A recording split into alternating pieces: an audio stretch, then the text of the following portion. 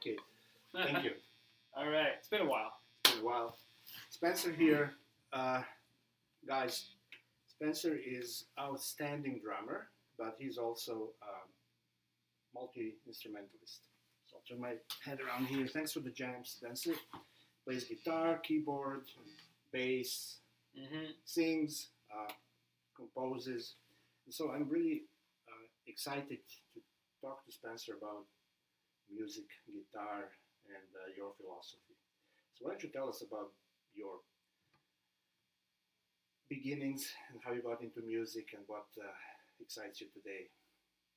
Over to you. Well, came from a musical family, so that was a lot of it. Got raised surrounded by music and had parents that were very encouraging of sending me and my brother to a good school with a good arts program. So we just had a lot of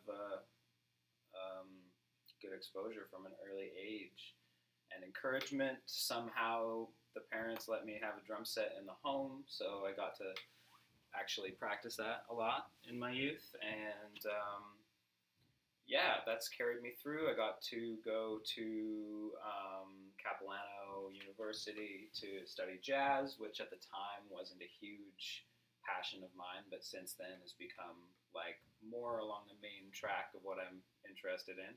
Got raised on a lot of rock and roll, but now my interests go closer to free jazz and avant-garde music in that regard. So, yeah. So I find that fascinating. Spencer, in my opinion, is very into freedom in music and freedom of expression, and not necessarily tied into having to qualify after years and years of study and academic courses and learning the theory and mastering the instrument. In other words, I'm a dropout. Yes. No, that's one of. No, you were very experimental, but in a sort of juicy way, not dry. Meaning, Spencer had released a lot of good albums that when I shared these things with my friends, they were like, "Wow, who is this?" So definitely you're playing real music that touches people. And I will also add that anytime I was attending the performance where you were playing drums, it was memorable. Like you on the drum kit is something else. It's like one of the most creative, real drummers. But also your slouch on guitar and other things, as well as composing. So maybe we can talk a little bit about, because what I'm interested in is the trajectory of music, and what I mean by that is I want to go from the past and see where you're at today, and see if our understanding matches or if you disagree. So in the early days, I think, we're talking many centuries ago, I think most music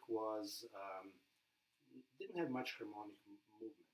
It was like modal or drones, or if you go look at the old folk music, you travel the globe, you visit various continents. It was rhythmical, it was very intricate, it was very elaborate, but we don't hear much elaborate harmony. At least that's my experience. Maybe I'm missing some important piece of the puzzle. A lot of these, like Middle Eastern, India, and Africa, and you go down to Amazonian jungles and Asia, right? You go to Australia. It's mostly this pulse, right? And then we start seeing some of the movements where, I don't know when it happened really, but the music starts paying attention to harmonic movement. And so we see that tonal center, and then you go like subdominant, dominant, and the key you're in, but the chords are moving. But then it kind of hardened into this classical canon, where we have most of the classical pieces. If you go look at the repertoire, those mentioned either they're in major or minor. Most of the symphonies, this is in F major, this is in A minor, etc. But at that time, dominant chords were just maybe a spice. I mean, it's not like they didn't have dominant chords, but it was used to spice things up.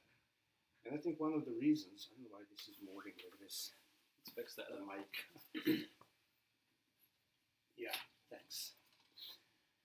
mostly. And so one of the reasons, from what I know, and this may be stupid, this may be urban legend, but dominant tonality has the interval that's called tritone, right? So basically, tritone would be if you have E, and then a tritone would be B flat. I mean, this interval. Right? And so it was interpreted back in the day as being a little bit unsettling, not resolving. Right? Why is it that way? Because this B flat is symmetrical. It creates a symmetry. It's like the same number of notes if you're climbing up from low E to B is the same if you're climbing back from the higher note in the octave. Right? So it's right in the middle, right? And for some reason, this perfect symmetry sounds a bit, I don't know what the word is, but a bit unresolving, right? And so what we started seeing, I think, with the blues and all the 20th century music is there was this shift into music that was based on dominant. So right now we played blues in A, but it was all dominant chords. Right? And all these chords contain tritone, contain this. Right?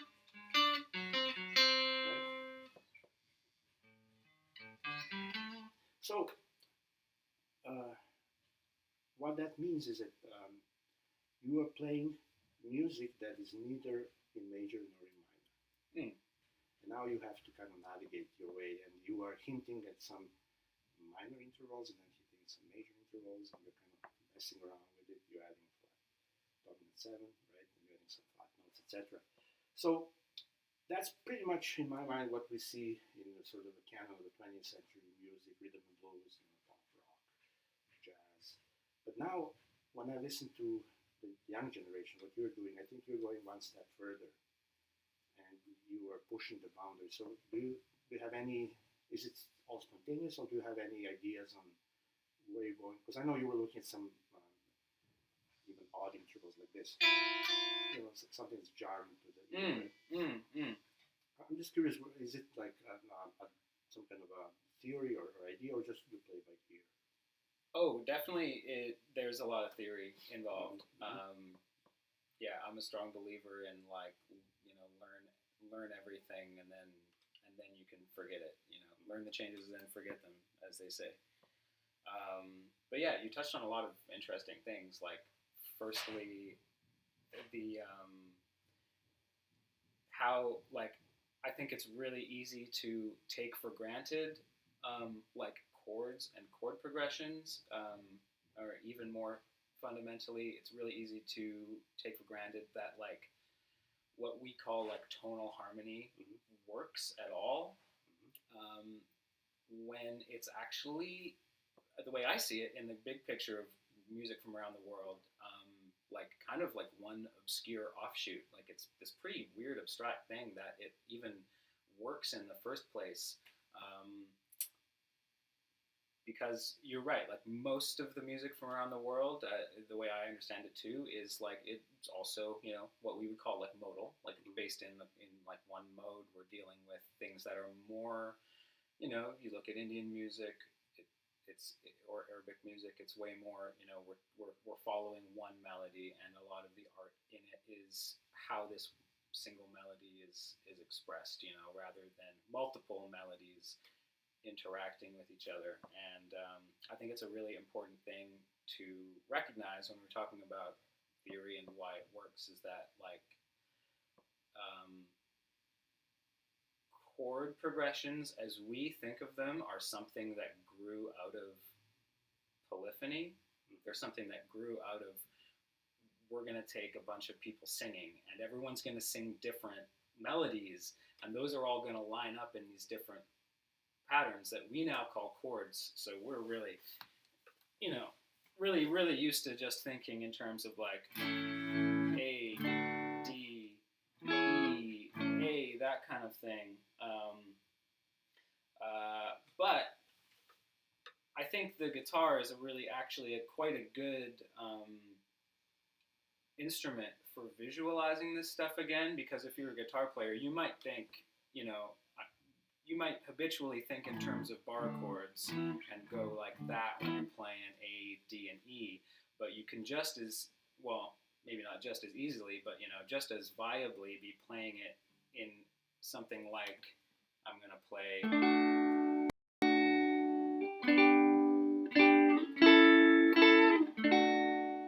And that breaks down to 3 separate melodies that go. One that goes. And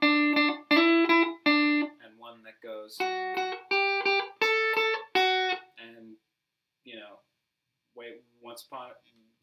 way back in the Western music history, we just kind of took that and now we think about chords. And that's really cool as a shorthand for like navigating our way through music. The blues is another really important thing to think about here, like at least in terms of where we're at in North America. I'm stealing most of what I know about this subject directly from Adam Neely, who's a great YouTube essayist and kind of musical philosopher and scholar at this point. Great. But he talks about this blues scale, how it's major and minor.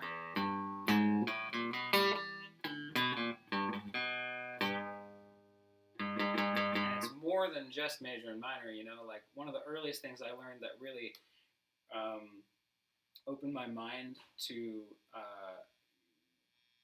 how this idea that there are 12 notes isn't really actually true is in the blues tradition you might be playing on a slide and you're gonna hit this like really funky flat, super flat kind of seventh.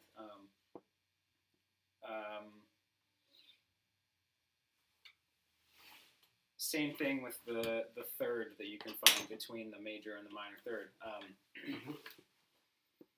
All of these are things that don't work. They don't function in terms of how Western harmony works. In terms of like as you were saying with the tritone, like the reason that it sounds really tense to us is that we're really used to hearing that resolve down to something else like that. Whereas if theoretically we dealt with a system of harmony that was built on like the Lydian scale, for example, we might hear that and just be like it's just a note in the scale, So it's entirely like our conditioning for like why that sounds dissonant or not. There is no objectively measurable argument that says, look, these vibrations when they're put together, they are for some reason harmonious, and then these other vibrations are not so harmonious. Well, yes and learned, no. Learned taste. I think yes and no because, like, absolutely, like, there's not really, there's a lot of room for, what we think is pleasing or not being conditioned. Like, these are things we learn. But the other really fascinating thing that got the gears turning in my head was like learning about the harmonic series, which is just if you've never heard that term before, it basically is like guitar. Perfect way to build an example of this. This is just the way that anything vibrates. Is that in anything that's vibrating, there are these sub vibrations, which if you take the full length of the string and divided it in two, that's the harmonic at the 12th fret. So you have that harmonic going, and you have, if you were to divide it in 3, there's the next one. If you were to divide it in 4, there's the next one. If you divide it in 5, there's that one, which is the famously flat major third.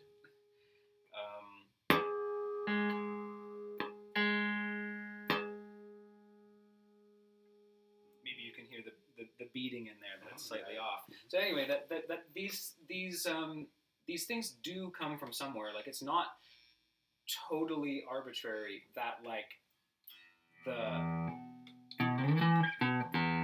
the fifth exists. It's not totally arbitrary that like a major chord sounds like natural and like at home.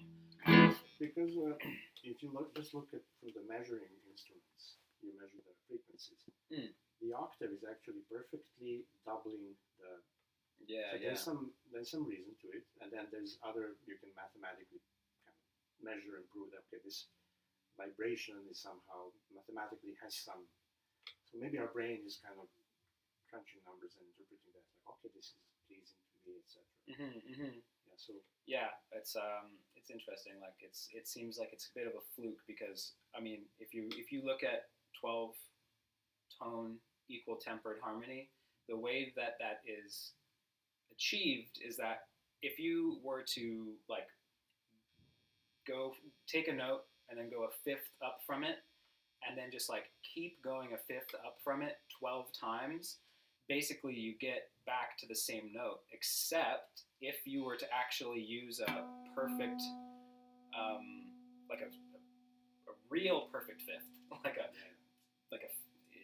scientifically perfect fifth, it doesn't quite line up at the same note again. So we fudge the numbers a little bit so it's close enough, but it's basically that like it has to do with our perception. Like if we hear this note versus this note, where is it?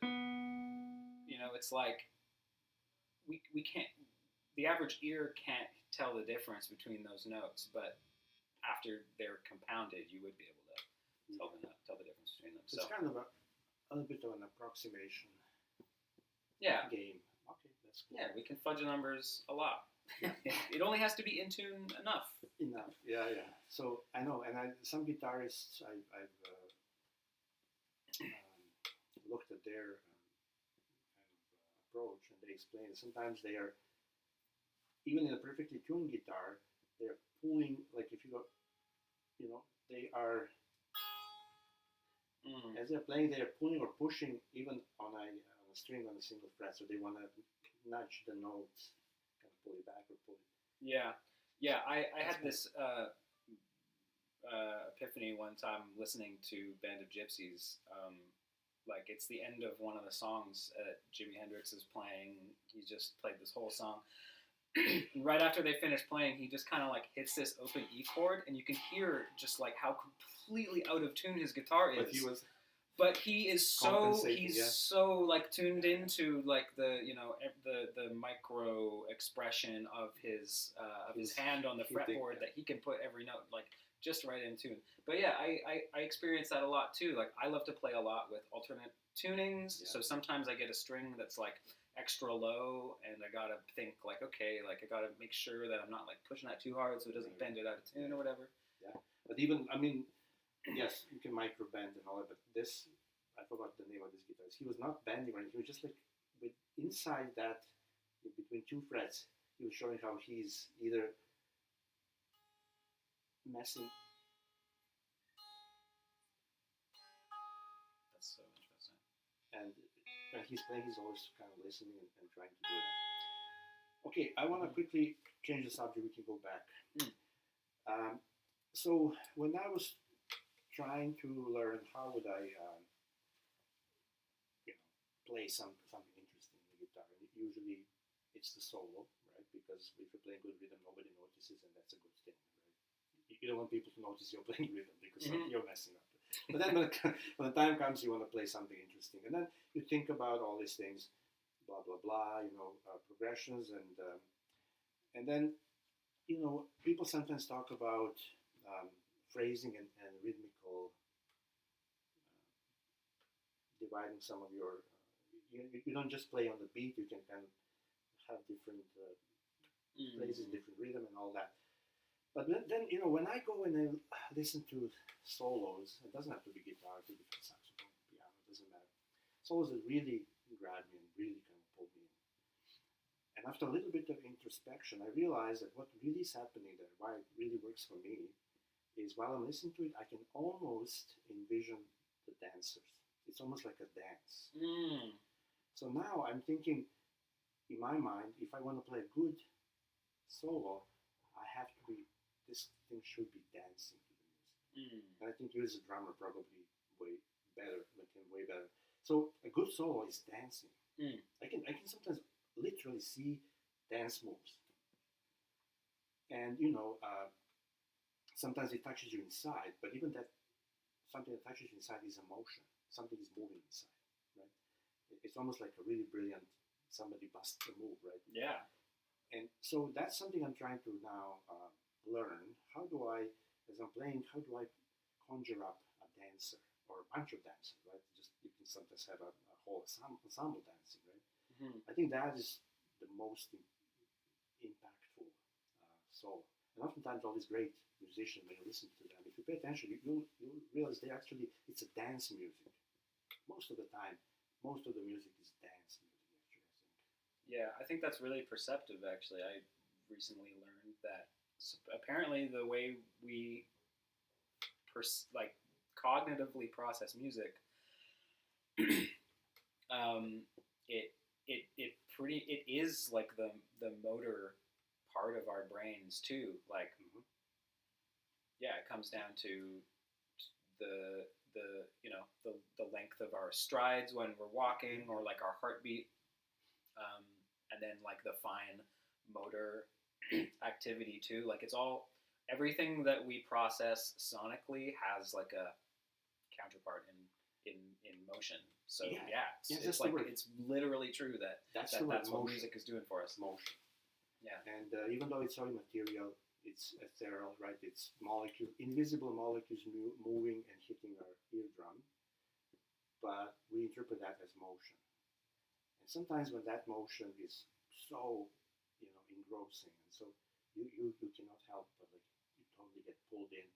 And these are I think the solos that I remember first time I realized that I was listening to Steely Dan, Do It Again, that song, and somebody, I forgot his name, he played a brilliant solo on the sitar guitar.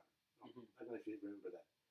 And I was obsessed with that solo, and then I was asking myself, why am I obsessed with that solo? And I realized I can see perfectly, I can see the dance moves as the solo is progressing. And it's almost like he has puppets on the string, and as he's playing, he's pulling them, and those puppets are kind of moving in perfect. So it's a physical thing, right? Even though sound is, to us, is not palpable, you cannot touch it, right? But there's something inside that interprets that as bodily motion.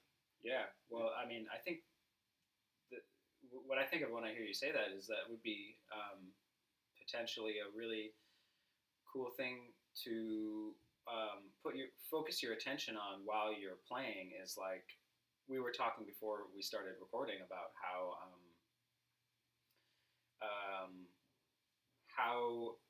there are things other than just like the notes, like the notes that you could analyze in a theoretical framework that you can like put your attention on while you're playing. That can maybe like free you from thinking in a certain box about like what the music you're playing is, and that sounds like a really fruitful one. Is to like imagine, if you're playing just to imagine like what the dance that you would like to see happen to the music, like great, like I love that. Now I'm thinking, okay, I'm playing. I want to play dance steps. It's almost like drawing a diagram of a dance. Somebody's teaching you a new dance craze. Hey, Spencer, have you heard of this new whatever? I don't know how it goes, and they can draw you like a diagram on a piece of paper. And instead of doing that, I'm trying to draw that on this guitar, and I'm trying to, because you can really chop it into steps. And we should try that blues again, but dance it this time. Yeah. Well, I'm just at early stages. I just haven't really developed vocabulary, but I can clearly see, like I was talking to you earlier about Sonny Rollins, and the guy is just constantly actually playing dance music. That's how I hear it. Maybe somebody will say, oh, that's not true. He's advanced avant-garde. No, I hear dance steps. That's what and if the more I experience that, the more I get drawn into music, and it really occupies me. And you want to hear it again and again, right? Because it's so brilliant. But these guys, and of course, he's only cherry on the top. Then you stop and listen to the backing band, and they are killing it. Right? They are creating this tapestry upon you, which you can. It's it's almost they are almost laying down steps for you. It's like, right? So of course it's the entire band. But now when I'm just doing on my own, just playing solo, I'm trying to can I make it so that it sounds like a dancing move, right? Not just some ethereal music, but it has to have this. I don't want to say roots, but this kind of bodily impact. Because I think music, we are creatures. We have a body, and it's very important to engage it. Right? We're not thinking from neck up. Right?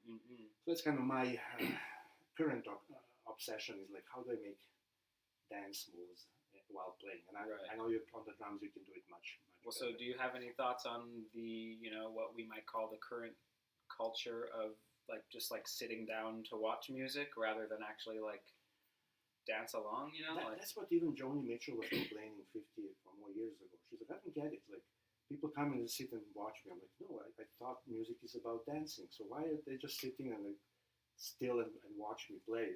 She didn't like it. She was like, that's so funny. That's so funny to hear from her of all people. Where like I want to be enraptured in this story she's telling me. Like how am I going to dance to just one person and acoustic guitar kind of situation? So she felt that pulse, and she wanted. She was a phenomenally smart woman. I mean, anything she analyzes and dissects is good, right? It's gold. So, first time I realized that, why are we going and sitting instead of bodily engaging in this music? Yeah.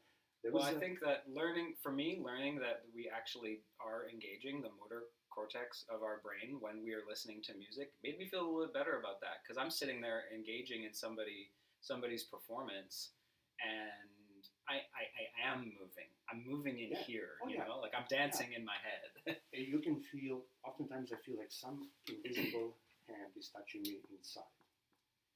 It's an inner touch. Yeah. Right? And you cannot describe it, but it's like you feel like really, that's why there's a saying, something touched me deep inside, right? Yeah. That's intuition. Yeah, right? yeah. But I remember 20 years ago, there was a big movement coming out of New York called, how do they call it? Jam, and there was this band called Soul Live. They even played here in Vancouver. I attended. They were all about, B3 Hammond, guitar and drums, just dancing. I remember us dancing. It's had some real soul to it. That they call themselves Soul Live, like play on the word soul live. And then it kind of disappeared. But I wish it would come back because it was really to my liking. Eric Krasno was the guitar player, and I forgot B3 Hammond was pretty brilliant. But they were kind of, and then they would bring session musicians, for example, from James Brown's band, the trombone player, I forgot his name. And it was like funk, rhythm and blues, soul with high octane, So I don't know if I have any recordings from them, but they're really good. So that's basically what I'm talking about here is bringing more corporeal aspect to the music. And the next thing I want to ask you is what really intrigued me from hearing from you is getting a little bit into noise music. What's that all about? Yeah, interesting question. I think I was always really interested in pedals, like I remember first time I had a delay pedal and just started twisting the knobs. I thought it was so cool. Now in retrospect, I realized I was finding something really exciting about kind of like a different medium in music, and that took off more for me when I started thinking about what different media within music can mean,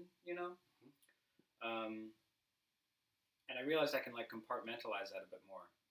So, what I mean by that is as a multi-instrumentalist, there's playing the guitar or playing the drum set where I'm these things make a lot of sense to me as lively, interactive experiences you're going to have. You're playing music with people, it's very much like an in the moment experience. On the other hand, something that's electronic, something that's based in electronics is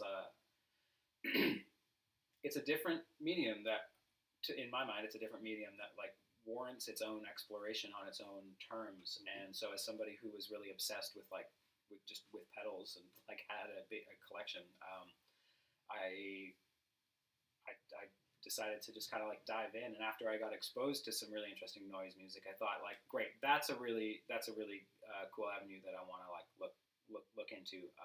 I think the appeal for noise music specifically, like harsh noise music, was that it was just like,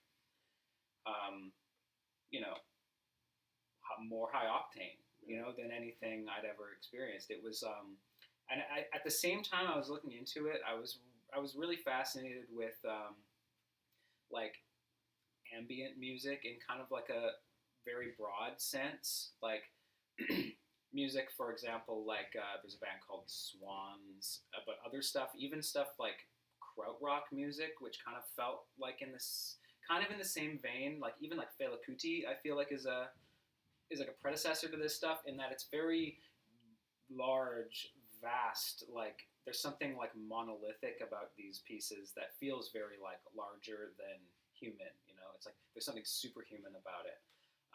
And so in embracing the technology, there's this ability to create something that is like more more intense and just like you know, wow, really gonna blow it'll blow you away if you put it on at high volume. I get it. You know? And a few days ago, as I was moving my studio down to the basement and I was messing with my pedals here, I always had trouble getting. I have this pedal Memory Boy, which I never know how to use, and I was messing with it and trying, and I don't know what happened, and then I was using this loop pedal, right? And I also had to remember how does this loop pedal work, and I had no idea. So I stumbled upon a crazy situation where I was laying textures over textures over textures, and you know, it was recording and overdubbing, overdubbing. And I was messing with this Memory Boy. It's a crazy pedal. And eventually I got to the point where it created this block, like a wall of sound. It was insanely beautiful. And just, it had some pulse. It was very thick, and it contained a lot of these, you know, but it had music in it. And completely by accident, completely by fumbling around and not knowing what I'm doing. And I was like mesmerized. I was like, wow, you know, if I can somehow turn that into a real piece of music, you know, I think it would be, you know what I'm talking about. All of a sudden, it's, like you say, larger than life. It's something I've never heard before in my life, right? And now with this dinky little pedals, if we are stupid enough to not know how to use them, all of a sudden we discover a whole new world, right? Yeah, So exactly. I'm very intrigued. I'm like, oh, I gotta go back and start messing with it, right? Right. Yeah. It's a lot of fun. I think like something I like to think about a lot is the like what philosophically, like what do we like consider the instrument that we're playing? It's like if I was playing the guitar and I was putting it through a delay pedal, I could just be playing and just think like, you know, that's an effect, like that's something that's changing the tone of the actual instrument that I'm playing. But alternatively, I like to think, you know, that's also the instrument if I'm playing it. So like, I mean, even, you know, the amplifier is too. It's not just this thing. So it was partially an experiment in going as far as I could from that. Like I would get the source audio from a guitar, but I would just play one note and then like capture that note and then play with it. But it's going back to the Beatles when the Beatles discovered the studio as an instrument, recording studio as an instrument. But back then it was clunky and expensive. Right? So only they could afford to mess around, and you know they came up with these things. Tomorrow Never Knows, and you know all this like really noise. You know how they recorded Tomorrow Never Knows, all these like, looping tapes, and then they continued with experimenting. I think Blue Jay Way and Flying, and all these things on Magical Mystery Tour, and then White Album. But now everybody can have it for a couple of $100. All these things in your home, and you can mess around with it and create those beautiful sounds. They're so magical if you have the patience.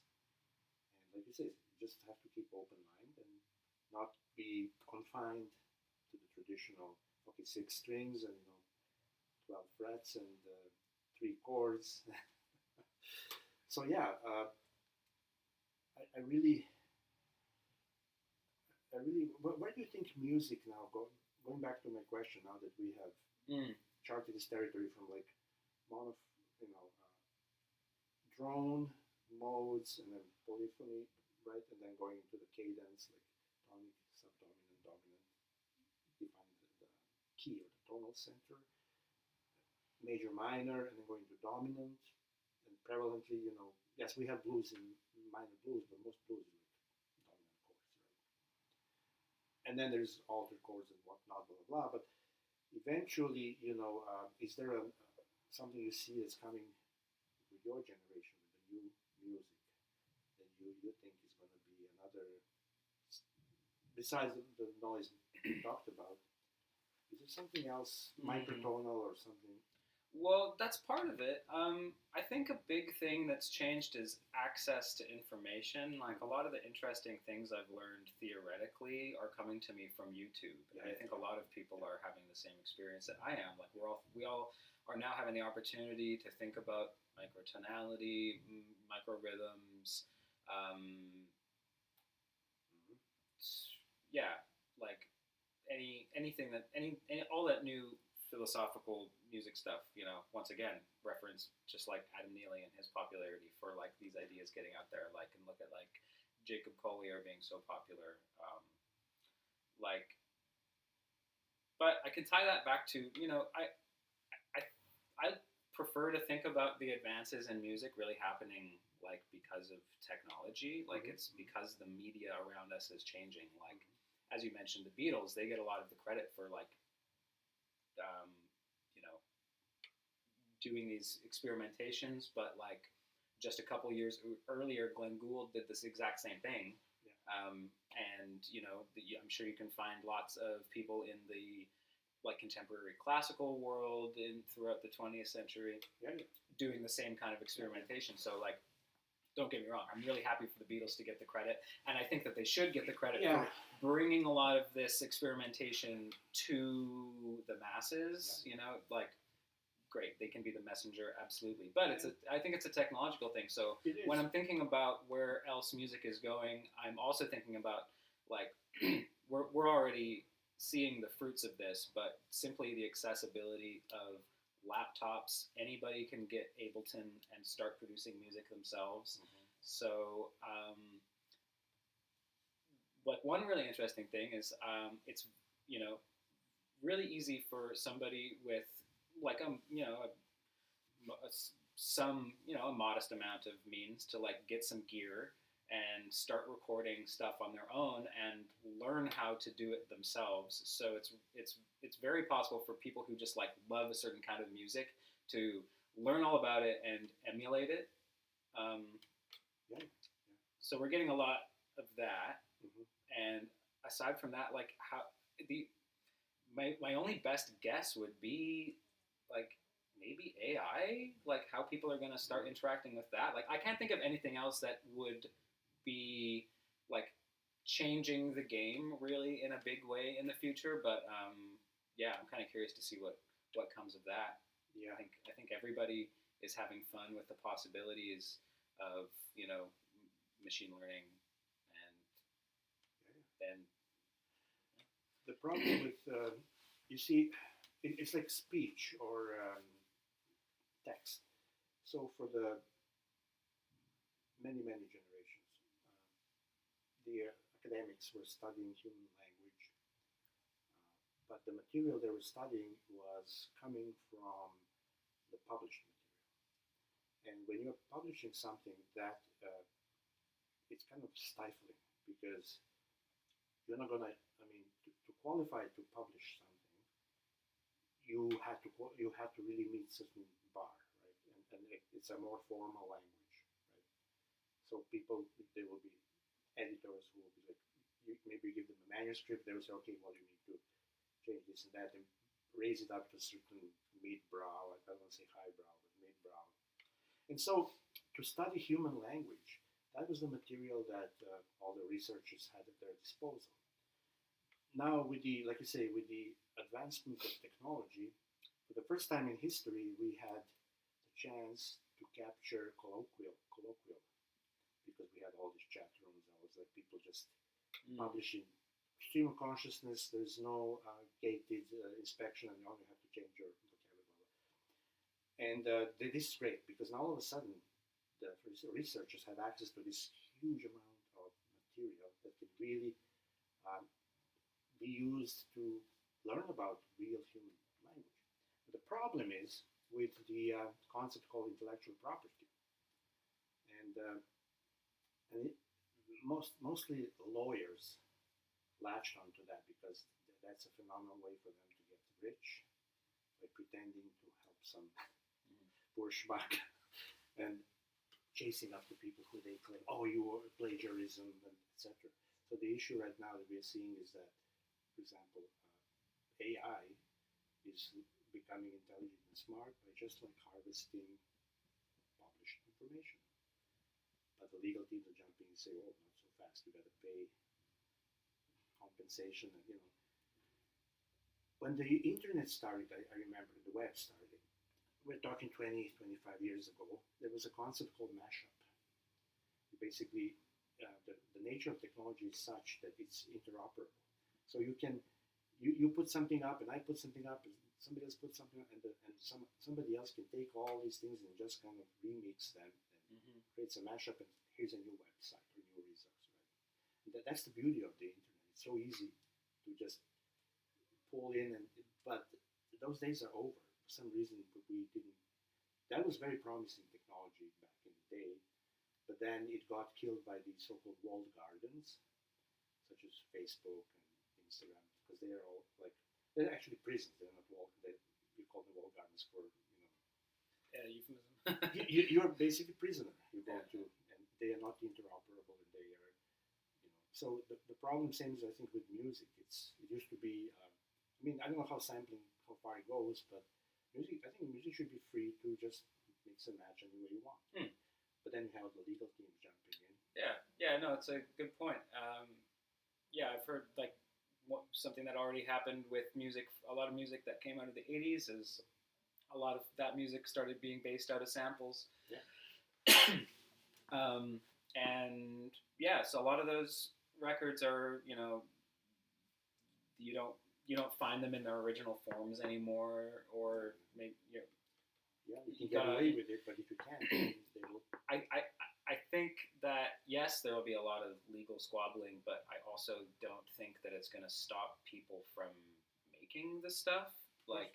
Especially, it's free to just share it on the internet. It's free to make it and share it if you don't care about making money off of the product. Yeah. So I should love stuff on archive.org. Yeah, great. Just put anything up there and people can enjoy it. Right? Yeah.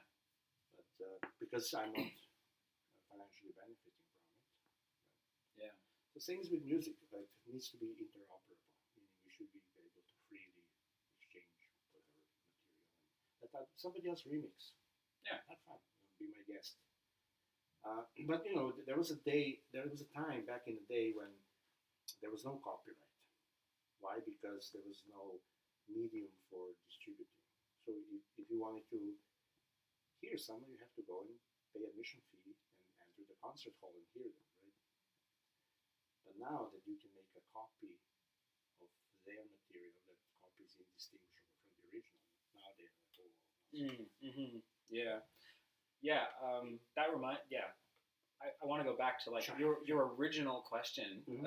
which was about I didn't quite get to this point of the question, which was where do I see music going in the future? And I'm not particularly optimistic about this, but this is something that's happening already with myself, so that makes me assume that it's happening with other people too. I don't presume that I'm that unique. But my experience has been in a world where everything can be, made DIY on your computer and sound like a professional recording, and soon enough, probably just put in the right prompts and get something that sounds studio polished from whatever technology.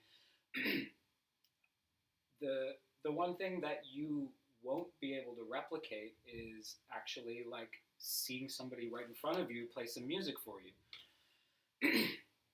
So my highest hope would be that there's like a, maybe not a renaissance, but a growing appreciation for just like what does it mean to hang out and like have people play music together. Um, and for me, that dovetails in my mind with like what else are the facets of music that like can't be replaced by technology, which my answer to that is like the interaction, and like the the general like the way things sound if people are playing in a room together versus if every individual element is mic'd up and then mixed together very masterfully. Like there's something that you can't duplicate. There's when it's just happening there in front of you in the room. So I think I wouldn't be surprised if there's more interest in that kind of stuff as time goes on. It's going to become really unimpressive to hear something that sounds studio polished in like 10 years is my guess. But first of all, if you play me any perfectly aligned and perfectly tuned, whatever it is, I'm not going to feel like dancing to it. Somehow it's dead. Right? So the real pool of the real dance music is those kind of a little bit like things are a little bit off, and there's something about it, right? Some little imperfections that really give you this feeling of alive. You're alive, right? Yeah. But it's the same. Like I just yesterday, sometimes I go on Facebook and they show me some old memories, and they showed me one thing I posted in 2011,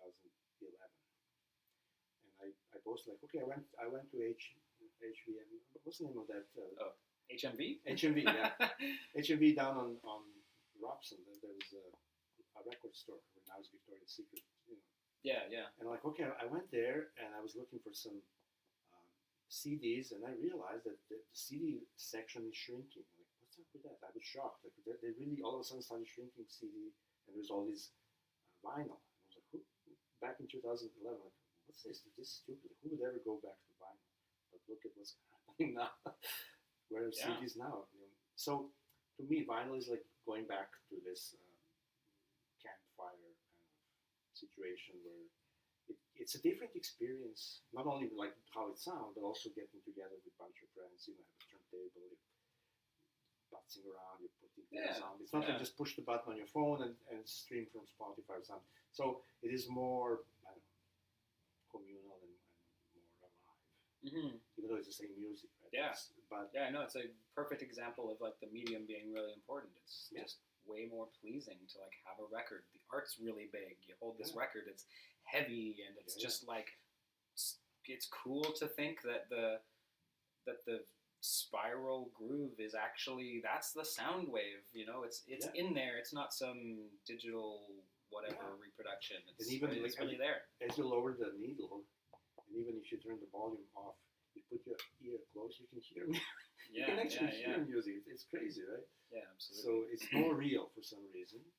And so I would say along those lines or that pattern, probably, hopefully, the music performances will move back to in-person, attending, watching those people, something on a club, a note or something, and it gives you that kind of in-the-moment feeling, right? So yeah, I agree that would be fantastic. And then that will, if we all kind of move in that direction and spend our budget on that, then musicians will be compensated, and they don't have to worry about paying the lawyers to chase after some pirates or something like that. Yeah. I mean, my own tack with that is I'm not that optimistic about a mass migration towards that. This year, we're looking at the only thing anybody can talk about is like the Beyonce tour and the Taylor Swift tour, which are just like the biggest spectacles yet to happen with music. And you blow your entire budget if you want to go and see it. Yeah, and no disrespect if you want to go see that show. I'm sure it's great. I'm sure it's a spectacle as it should be. She loved it. Yeah, good. I saw Taylor Swift like years ago. It was fantastic. But my own personal approach is like I would way rather get to a point where like I think there's a lot of stress put on